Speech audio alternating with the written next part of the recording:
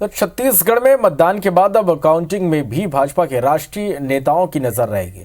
Voting के बाद मिल रहे फीडबैक के आधार पर इस बार भाजपा और कांग्रेस के बीच कड़ी टक्कर नजर आ रही है। इसे देखते हुए भाजपा के वरिष्ठ नेताओं ने सभी प्रत्याशियों को काउंटिंग में सतर्कता बरतते हुए एक एक वोट पर नजर रखने के निर्देश दिए हैं। साथ ही उन्होंने निर्वाचन कार्य में लगे संदेही अफसरों की लिस्ट बनाकर उनकी शिकायत निर्वाचन आयोग से करने को भी कहा है। देखिए इस रिपोर्ट को।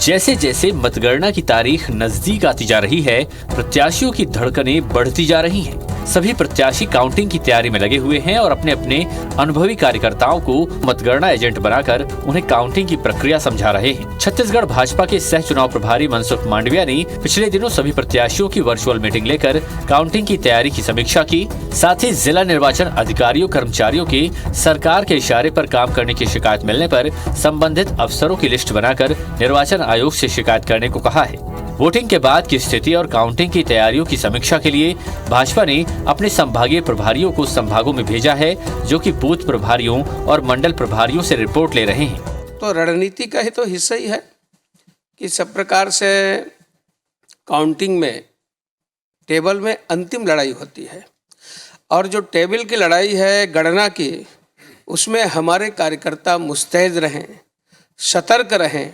वहीं बीजेपी की इस कवायद पर कांग्रेस का कहना है कि बीजेपी नेताओं को अपनी हार दिखाई दे रही है, इसलिए वो बहाने ढूंढ रहे हैं। जो आंकड़े आ रहे हैं, जो अलग अलग रिपोर्टें आ रही है, उसके आधार पर उनकी सरकार उनको बनते नजर नहीं आ रही।